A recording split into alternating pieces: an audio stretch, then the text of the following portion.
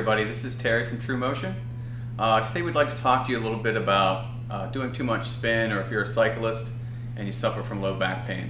We're going to go over some tips and some strategies to help you relieve that back pain and maybe change your training approach just a little bit.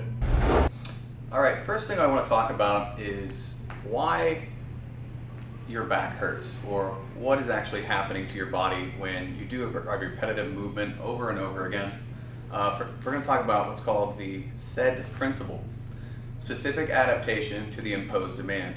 So whatever you do, whatever you think, whatever you feel all the time, your body and your brain is going to adapt to that. What we're talking about today is cycling and doing spin a little bit too much. Some problems that can occur is low back pain. Among many other things, it can cause pain just about anywhere in the body. The way it works is if you're constantly stuck in hip flexion and you're always practicing being in this position, your hip flexors will become shorter and shorter over time. If you ever noticed in a spin class when everybody walks out and you'll see about 5-10 people, they're all kind of walking like this. And the sad part about it is they're actually getting better at doing that because that's what they're practicing all the time. Every morning at 6 a.m. they do their spin class. They don't open up this area again. It stays closed throughout the day. Then they put their heels on, and that just reinforces the movement pattern, okay?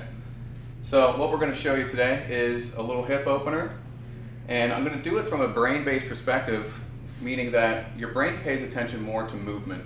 So that's what we're going to focus on. You're going to come down on one knee. You've probably seen this dress before, but this is a little hip flexor opener. You can do it after every class, or if you're a cyclist, try to do this as much as possible to keep this area open. If you don't keep it open, once again your hip flexors will become shorter and shorter because that is what you are practicing. So we're going to come down on one knee here. You're going to squeeze your left butt cheek or your glute. You're going to squeeze, and that's going to open up this area right here. Now what you're going to do is you're going to practice just doing small little circles, keeping that glute nice and tight, opening up this area right here. You can do this for about 30 seconds and then give it a break. Do about 3 sets of those. Hi, I'm Dr. Eric Bender, and here to talk to you a little bit more about some of the issues that we see from prolonged cycling.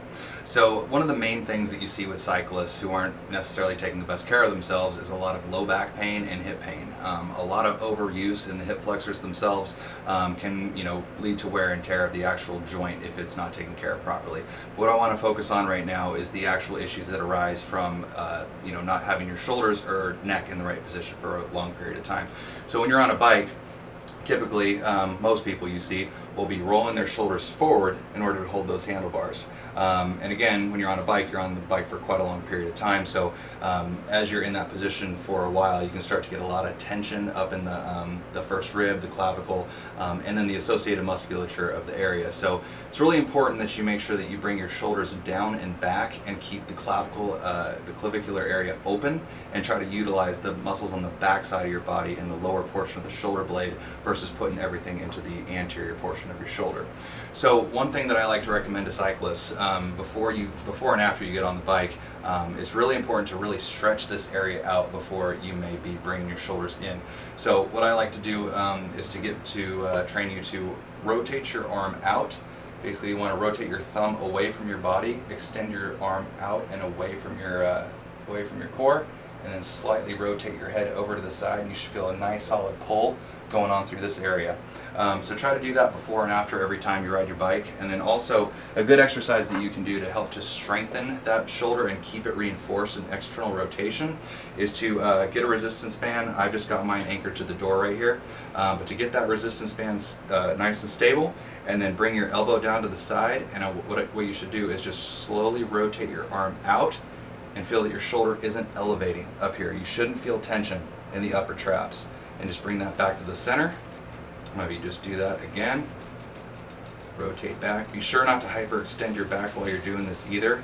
And again, this is just to help to reinforce and stabilize that shoulder, so when you're on your bike, you're not going to be having the tendency to roll forward. It's going to be much easier to keep your shoulder down and in this position.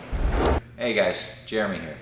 So I know we're talking about the SAID principle, and while this is kind of a core component of most training programs, it's crucial to understand or to reiterate how our body responds to stress. So what I want to go over today is basically a release for a lot of that visceral tension, a lot of the tension that is created from cycling. Again, it's a really important thing to consider our biological characteristics. We are bipedal locomotors, so we walk on 2 feet. There are a lot of sports, martial arts, combat. There are a lot of different aspects of our culture that have been developed from our biological evolution.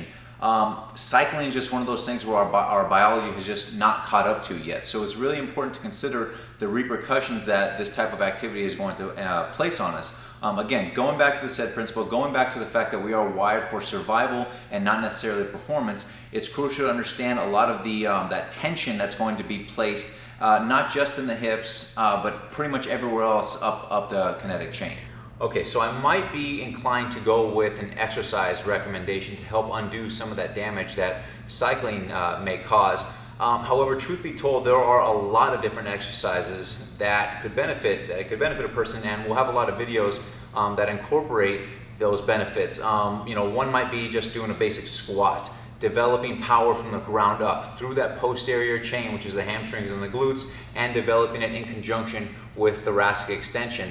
Those are 2 primary components of exercise that are really not integrated with cycling, or at least not heavily incorporated.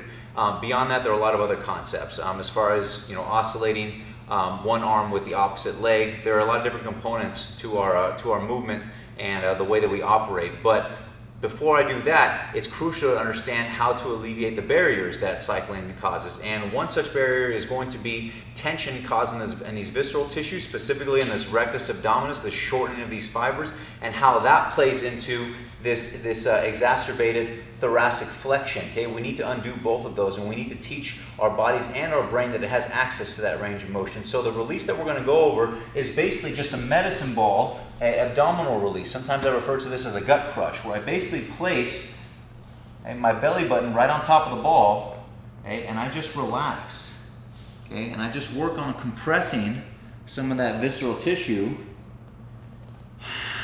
exhaling and releasing. This can also be a great feedback mechanism to de-stress. Exhale, collapse on top of the ball. When you inhale, don't take a big deep breath, but as you inhale, push that belly against the ball. Create a positive feedback mechanism for efficient respiratory mechanics.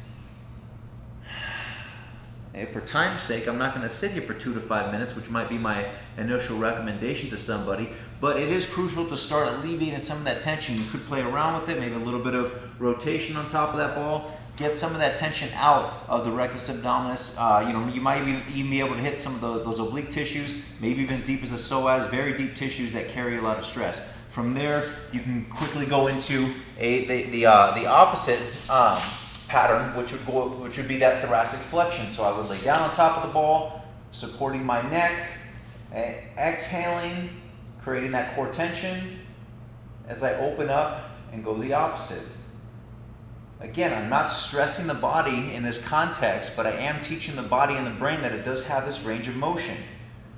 Contrary to the opposite position, which is being stressed via that SAID principle during that cycling. All right, guys, so big takeaway here is that always remember the SAID principle is in play, okay? You will always get good at exactly how you're moving. So if you're moving poorly, or if you're constantly doing something over and over and over, think about the tissues that you're using. Are they being overstimulated?